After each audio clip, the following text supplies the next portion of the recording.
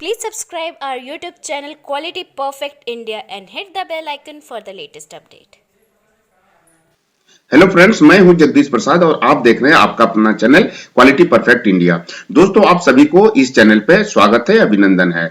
आज का जो हमारा टॉपिक है वह है how to write SOP. SOP का मतलब स्टैंडर्ड ऑपरेटिंग प्रोसीजर। इसके पहले हमने एक वीडियो बनाया है जिसमें हमने दिया है कि एसओपी होता क्या है, इसके पर्पस क्या होते हैं और उसके बेनिफिट्स क्या होते हैं। तो दोस्तों, यदि अभी तक आपने उस वीडियो को नहीं देखा है तो आप जरूर देखें, आपको बहुत सारे नॉलेज उसमें मिलेंगे। तो आइए दोस्तों, शुरू करते हैं। आज हम बात करेंगे कि एसओपी हम बनाते कैसे हैं, और इस सेशन में कवर जो होगा वह है कि एसओपी होता क्या है, इसके बेनिफिट्स क्या होते हैं, एसओपी बनाने के लिए कौन कौन सा स्टेप्स होते हैं, इसके लिए कौन सा हम फॉर्मेट चूज करेंगे, कौन सा सिलेक्ट करेंगे, और इसके बाद हम बात करेंगे कि एक एग्जांपल ले लेंगे एक्सेल सीट में और किस तरह से बनाया हुआ रहता है उसके बारे में हम डिस्कस करेंगे। और लास्ट में हम बात करेंगे कि कोई भी एसओपी बनाने के लिए कोई भी स्टैंडर्ड अगर हम बनाते हैं तो हमारे लिए कौन कौन सा बहुत इंपॉर्टेंट बात होती है, जो ध्यान योग्य बात होती है, इसके बारे में हम बात करेंगे। तो दोस्तों, आप किसी भी इंडस्ट्री में काम कर रहे हैं तो आप मेरे साथ बने रहिए पूरे एसओपी के बारे में समझने के लिए। आइए दोस्तों, शुरू करते हैं। What is SOP? एसओपी का पहले भी हमने बताया था कि एसओपी का फुल फॉर्म होता है स्टैंडर्ड ऑपरेटिंग प्रोसीजर, यानी कि एसओपी। एसओपी है क्या? एसओपी एक रिटन डॉक्यूमेंट है, एक रिटन स्टैंडर्ड है जिसमें स्टेप बाय स्टेप इंस्ट्रक्शन दिया रहता है कि किसी भी काम को हम किस तरह से कंप्लीट करेंगे। फिर से सुनिए, एसओपी एक रिटन डॉक्यूमेंट होता है, एक रिटन स्टैंडर्ड होता है जिसमें हमें इंस्ट्रक्शन रहता है कि हम किसी भी काम को स्टेप बाय स्टेप कैसे करेंगे। और जिस ऑर्गेनाइजेशन में, जिस डिपार्टमेंट में यह स्टैंडर्ड रहता है उस डिपार्टमेंट के सभी कंसर्न बंदे को, सभी कंसर्न ऑपरेटर को फॉलो करना जरूरी होता है। दोस्तों, आप इंडस्ट्री में जाते हैं तो वहां पे एसओपी किसी और भी फॉर्म में आपको देखने को मिलता होगा, जैसे कि WI वर्क इंस्ट्रक्शन। आप किसी मशीन पर देखते होंगे तो वर्क इंस्ट्रक्शन WI आपको डिस्प्ले किया हुआ मिलता होगा। कहीं कहीं ऑर्गेनाइजेशन में इसको SSOP यानी सेफ स्टैंडर्ड ऑपरेटिंग प्रोसीजर के नाम से जाना जाता है। कहीं कहीं इसे PCS यानी कि प्रोसेस कंट्रोल स्टैंडर्ड, यानी कि कोई भी प्रोसेस को किस तरह से कंट्रोल करेंगे उस स्टैंडर्ड को हम PCS कहते हैं, प्रोसेस कंट्रोल स्टैंडर्ड। कहीं कहीं आपको SWS यानी स्टैंडर्ड वर्कशीट लिखा हुआ मिलेगा। कहीं कहीं आपको देखने को मिलता होगा OPS यानी ऑपरेटिंग प्रोसेस स्टैंडर्ड। यह सब सभी जो है एसओपी के अंतर्गत आते हैं। आइए दोस्तों, हम बात कर लेते हैं एसओपी के बेनिफिट क्या क्या होते हैं। तो सबसे पहले है इनफॉर्मेटिव इन परफॉर्मेंस, यानी कि कोई भी आपका प्रोडक्ट का आउटपुट निकलेगा वह एवरी टाइम सेम निकलेगा, एक ही तरह से निकलेगा, यह इसका बेनिफिट है। दूसरा है क्वालिटी। एक बार आप एसओपी बना करके आप ट्रेनिंग दे दिए और क्वालिटी को आपने फ्रीज कर दिया तो हमेशा क्वालिटी मेंटेन आपको मिलेगा। तीसरा एफिशिएंसी, यानी प्रोडक्टिविटी आपको इंक्रीज होगा, काम करने का स्पीड हमेशा इंक्रीज मिलेगा। और फोर्थ है रिड्यूस मिसकम्युनिकेशन। अगर एक बार आपने एसओपी बना दिया, स्टैंडर्ड बना दिया और इसको इंप्लीमेंट कर दिया तो उसको सभी ऑपरेटर, सभी कंसर्न पर्सन उसको फॉलो करते हैं, इसलिए मिसकम्युनिकेशन की संभावना नहीं होती है।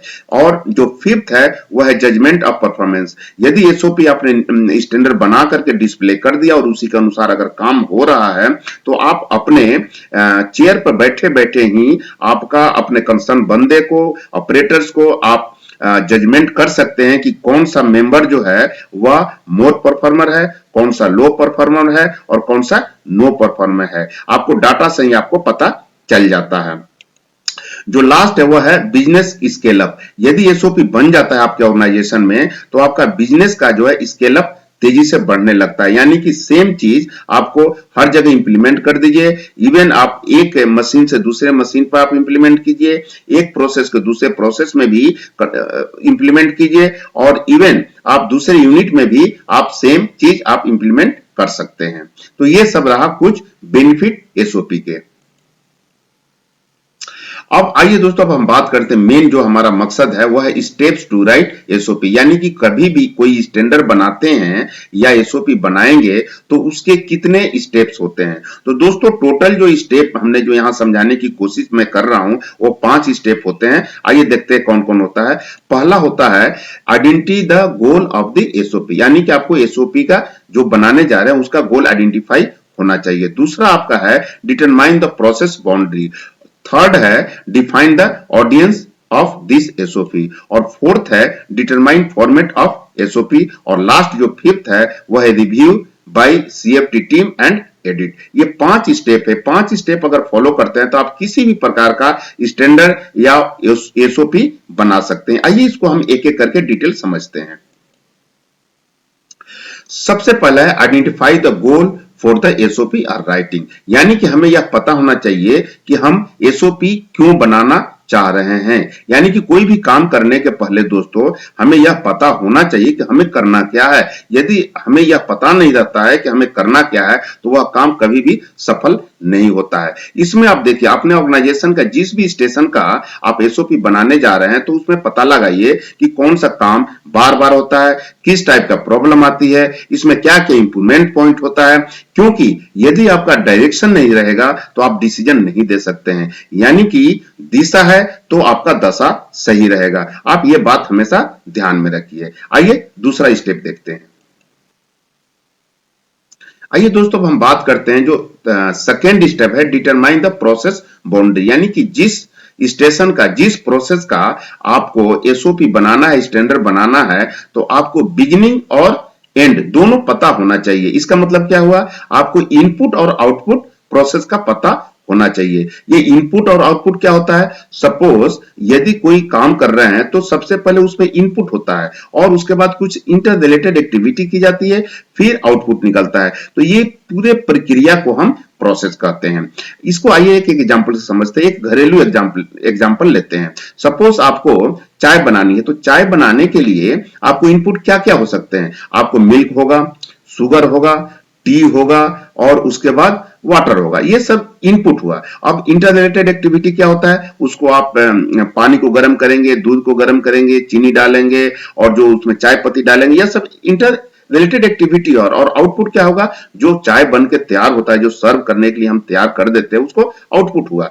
इसी तरह से आप अगर हम बात करें ऑर्गेनाइजेशन के अंदर, तो इनपुट क्या होता है, रॉ मटेरियल। अगर कोई फाइनल प्रोडक्ट बनाने जा रहे हैं तो रॉ मटेरियल क्या हो गया, इनपुट हो गया। जो प्रोसेसिंग करते हैं वह इंटर रिलेटेड एक्टिविटी हो गया और फाइनल प्रोडक्ट को हम आउटपुट करते हैं। तो आपको कभी भी आप एसओपी बनाने जा रहे हैं तो उस स्टेशन का, उस प्रोसेस का आपको इनपुट और आउटपुट होना पता रहना जरूरी होता है। आइए दोस्तों हम बात करते हैं जो तीसरा स्टेप है वह है define the audience of the SOP, यानी कि जो एसओपी आप बनाने जा रहे हैं वो किसके लिए बनाने जा रहे हैं, कौन उसे पढ़ेगा, उसको जो पढ़ने वाला होगा उसके एक्सपीरियंस कितना होगा, उसका भाषा कौन सी होगी, यह सब जानकारी होना जरूरी है। फॉर एग्जांपल यदि आप तमिलनाडु में आपका ऑर्गेनाइजेशन है तो आपको जो एसओपी बनाएंगे, वर्क स्टैंडर्ड बनाएंगे, वह तमिल में होना चाहिए। अगर आपका ऑर्गेनाइजेशन महाराष्ट्र में है तो मराठी में होना चाहिए। आपका वेस्ट बंगाल में अगर कंपनी है तो आपको वहां का लोकल लैंग्वेज जो है वह बंगाली में होना चाहिए। यदि आपका ऑर्गेनाइजेशन नॉर्थ इंडिया यानी कि दिल्ली साइड में है तो आपका लैंग्वेज जो है आपको हिंदी में होना चाहिए। क्योंकि आप जो जिसके लिए आप बना रहे हैं उसको इजीली पढ़ना जरूरी होना चाहिए। आप इंग्लिश में हमेशा नहीं बनाइए।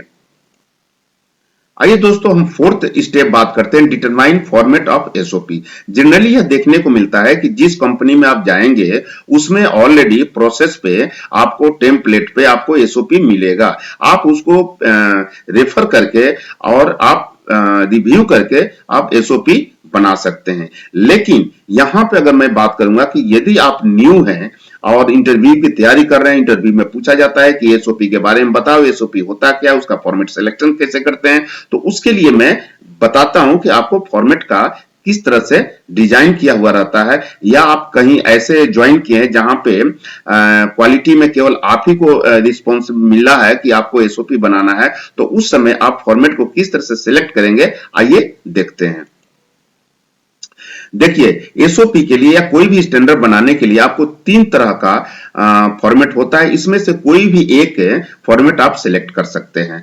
पहला जो है सिंपल स्टेप फॉर्मेट, यानी जिसमें डिसीजन और स्टेप बहुत ही कम होते हैं, सिंपल होता है, उसके लिए आप सिंपल स्टेप फॉर्मेट चूज कर सकते हैं। दूसरा है हियरार्किकल स्टेप फॉर्मेट, जिसमें जो है डिसीजन कम होता है लेकिन स्टेप्स बहुत सारे होते हैं, इसके लिए आप सेकेंड चॉइस कर सकते हैं। और तीसरा जो है फ्लो चार्ट फॉर्मेट, जिसमें आपको डिसीजन भी बहुत सारे होंगे और स्टेप्स भी बहुत सारे होंगे, तो इसके लिए आप फ्लो चार्ट फॉर्मेट को सिलेक्ट कर सकते हैं। आइए दोस्तों, हम तीनों को फॉर्मेट दिखा करके आपको समझाने की कोशिश कर रहा हूं कि किस तरह से आपका यह फॉर्मेट होता है। पहला है सिंपल स्टेप फॉर्मेट। देखिए, जैसा कि हमने बताया कि ये सिंपल स्टेप यानी कि यह फॉर्मेट जो होता है सिंपल टाइप का होता है। इसमें 3 पोर्शन होते हैं। यह पहला पोर्शन जो होता है आपका सिंपल सा इंफॉर्मेशन का होता है। दूसरा, इसमें 2 या 3 स्टेप होते हैं और यहाँ चेक पॉइंट होता है। यह टाइप का रहा आपका सिंपल स्टेप फॉर्मेट। आइए दूसरा देखते हैं, जो कि हमने बताया था कि जिसमें डिसीजन कम है लेकिन स्टेप्स बहुत सारे हैं। आप ये देखिए, इसमें बहुत सारे स्टेप्स होते हैं। और जो तीसरा जो है वह है फ्लो चार्ट टाइप का, जिसमें जो है बहुत सारे आपको डिसीजन भी होंगे, बहुत सारे स्टेप भी होंगे। तो दोस्तों, यह तीनों फॉर्मेट का आप इस तरह से डिजाइन कर सकते हैं। जनरली यह देखा जाता है कि मैक्सिमम ऑर्गेनाइजेशन में, ऑटोमोटिव सेक्टर में, जो पहले नंबर का जो सिंपल स्टेप फॉर्मेट यूज किया जाता है। आइए, जो 5th स्टेप है वह है review by CFT and edit, यानी कि यदि आप स्टैंडर्ड बना लिए, एसओपी बना लिए, तो उसको रिव्यू करना बहुत जरूरी है। आप उसको रिव्यू करने के लिए आप सीनियर को भी दे सकते हैं या सीएफटी टीम को दे सकते हैं, जिससे कि उसमें कोई अगर करेक्शन करना हो, एडिट करना हो सके। यहाँ सीएफटी का मतलब होता है क्रॉस फंक्शनल टीम। और यह जब हमारा बन करके एसओपी तैयार हो जाता है तो उसी एसओपी के अनुसार आपको ट्रेनिंग देना है। और ट्रेनिंग कैसे देते हैं, आइए हम समझते हैं। देखिए, कभी भी किसी को ट्रेनिंग दीजिए तो आप इस थ्योरम को, इस सिद्धांत को जरूर पालन कीजिए। I do, we do, you do. ये क्या होता है? आई डू का मतलब कि कोई भी अगर सुपरवाइजर किसी एसोसिएट्स को ट्रेनिंग देता है या लाइन लीडर किसी एसोसिएट्स को, ऑपरेटर को ट्रेनिंग देता है, तो उसको पहले खुद करे, खुद करके दिखाए। आई डू, मैं करता हूं, आई डू। अगर वो फिर कर ले, फिर करे वी डू, आओ मिल के करते हैं। फिर उसके साथ, एसोसिएट के साथ उससे करे और अपने भी कराए और उसको देखे। अगर वो परफेक्ट हो जाता है, उसके बाद यू डू, यानी तुम अब करो, मैं देखता हूं। यह थ्योरी अगर आप अपनाएंगे तो कभी भी आपका ऑपरेटर जो ट्रेनिंग दिया है आपने, वो हमेशा परफेक्ट होगा, कभी भी मिस्टेक नहीं करेगा, गलती होने का चांस नहीं होगा। तो यह आशा करता हूं कि ये जो हमने 5 स्टेप बताया आपको समझ में आ गया होगा। आइए दोस्तों, अब हम बात करते हैं कि जैसे हमने बोला था कि एक एक्सेल शीट में आपको मैं समझाने की कोशिश करूंगा कि एक एग्जांपल लूंगा कि किस तरह से एसओपी, कोई भी स्टैंडर्ड कैसे बनता है, कैसे बनाया हुआ रहता है, उसके बारे में हम एक्सेल शीट में देखते हैं। आइए शुरू करते हैं।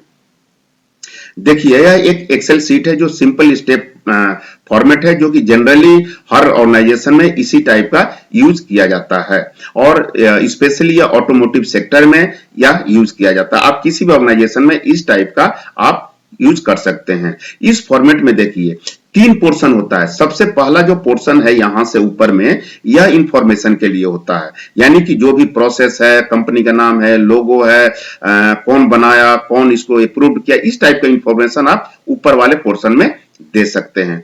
दूसरा पोर्शन इसको कहते हैं, जिसमें आपका प्रोसेस का पूरा स्टेप रहता है कि कैसे कैसे कोई काम करना है। और तीसरा प्रोसेस है इस एरिया को, जिसमें चेक पॉइंट और कंट्रोल पैरामीटर रहता है। आइए इसको हम पूरा एक एग्जांपल लेते हैं और देखते हैं कि क्या क्या होता है।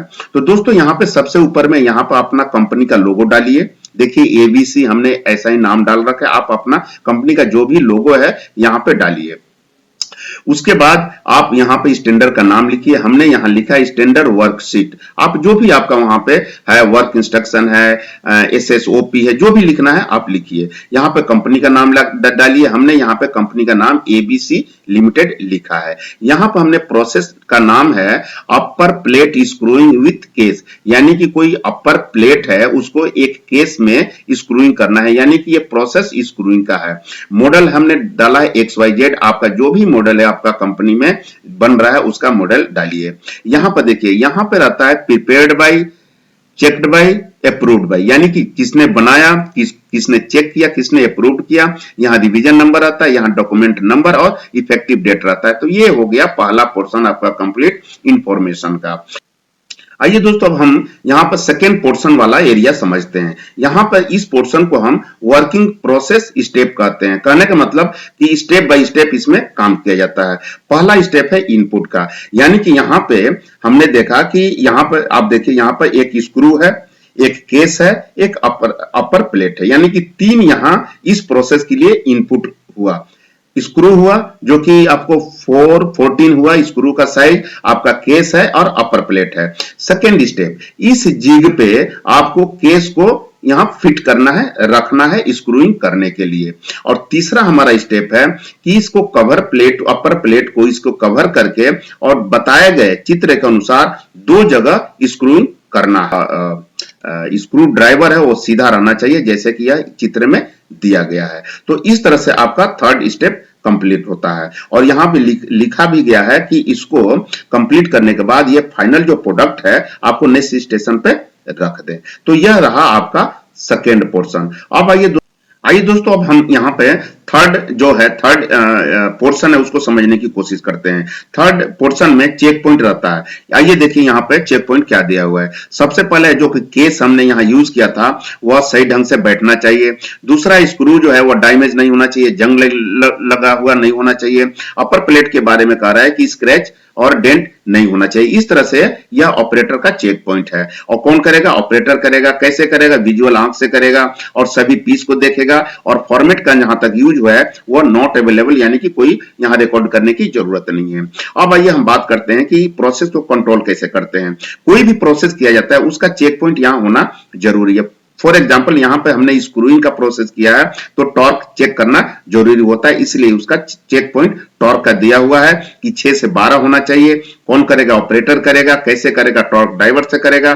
कब करेगा? तो एम और पीएम, यानी कि लंच के पहले और लंच के बाद करेगा। और फॉर्मेट यूज हुआ है यहाँ पीएच, यानी प्रोडक्शन हिस्ट्री सीट में वो रिकॉर्ड करेगा कितना वैल्यू आया है। और यहाँ पे जिग और मशीन का भी कंट्रोलिंग रहता है। यहाँ पर कैलिब्रेशन हुआ रहता है, कंट्रोल नंबर रहता है और उसका कैलिब्रेशन का स्टिकर यहाँ लगा हुआ रहना चाहिए। इस तरह से आप जिग का कंट्रोल कर सकते हैं। और यहाँ पे है प्रीवियस प्रॉब्लम। हमारा आईएटीएफ या आईएसओ का यह रिक्वायरमेंट है कि यदि कस्टमर एंड पर अगर कोई प्रॉब्लम आपको आई हुई है तो उसका भी यहाँ मेंशन कर दीजिए, जिससे कि ऑपरेटर उसको ध्यान दे और इस टाइप का प्रॉब्लम रिपीट न हो। यहाँ पर रिवीजन डिटेल रहता है। रिवीजन डिटेल का मतलब यह होता है कि यदि कोई फॉर्मेट में चेंजेस किया जाता है तो रिवीजन आप यहाँ पे कर सकते हैं।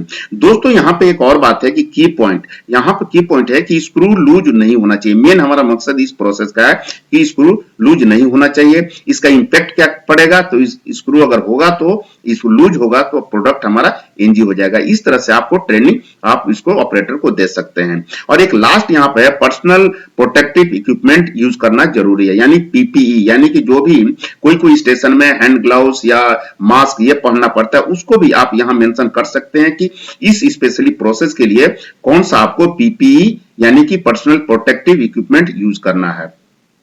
तो दोस्तों, यह एक एक्सेल शीट में हमने समझाने की कोशिश किया। आशा करता हूं कि आपको ईच एंड एवरीथिंग समझ में आ गया होगा। फिर भी अगर कोई डाउट है तो आप कमेंट बॉक्स में लिखिए, मैं उसको रिजॉल्व करने की कोशिश करूंगा। आइए दोस्तों, हम बात करते हैं कि जब हम एसओपी या कोई स्टैंडर्ड बनाते हैं तो हमारे लिए क्या क्या कौन कौन सी बातें बहुत इंपॉर्टेंट होती है जो ध्यान देने की बात होती है। सबसे पहले right information on SOP for the process. सबसे पहले ऊपर में उसका इंफॉर्मेशन लिखना जरूरी है कि प्रोसेस का नाम क्या है, मॉडल क्या है, यह सब लिखना जरूरी होता है। दूसरा है कि आप जो स्टेप लिखने जा रहे हैं वह क्रोनोलॉजिकल ऑर्डर में होना चाहिए और वहां पे आपको फोटो जरूर लगाना चाहिए जिससे कि ऑपरेटर इजीली समझ सके। तीसरा आपको ध्यान देने की बात यह होती है कि आपको जब एसओपी आप बनाइए वो संक्षेप में और इजी टू अंडरस्टैंड, यानी कि समझने में बहुत ही इजी हो, इस तरह से आपका एसओपी बना होना चाहिए। और तीसरा जो है कि वहां का लोकल लैंग्वेज में आपको होना चाहिए जिससे कि ऑपरेटर इजीली समझ सके।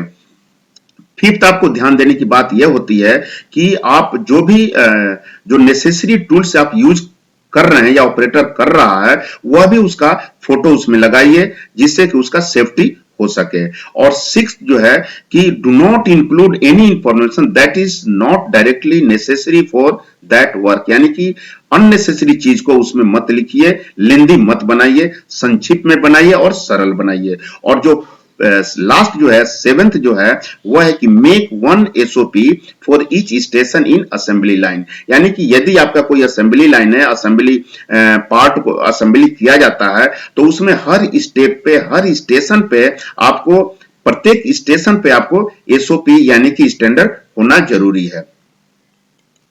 तो दोस्तों यह एक सेशन रहा जिसमें हमने समझाने की कोशिश किया कि एसओपी यानी कि कोई भी स्टैंडर्ड अपने ऑर्गेनाइजेशन में किस तरह से बनाते हैं। आशा करता हूं कि आपको यह पसंद आया होगा। यदि आपको पसंद आता है तो आप इसे लाइक करें और यदि नए हैं आप मेरे चैनल पे तो सब्सक्राइब करके बेल आइकन जरूर दबाएं, जिससे कि इस तरह से वीडियो यदि मैं अपलोड करता हूं तो सबसे पहले आपको खबर मिले। और यदि हमारा यह वीडियो आपको पसंद आता है तो अपने दोस्तों के साथ भी इसको शेयर करें जिससे उन्हें भी कुछ सीखने का मौका मिले। तो दोस्तों नेक्स्ट वीडियो तक आप सभी से इजाजत चाहता हूं। Thank you very much.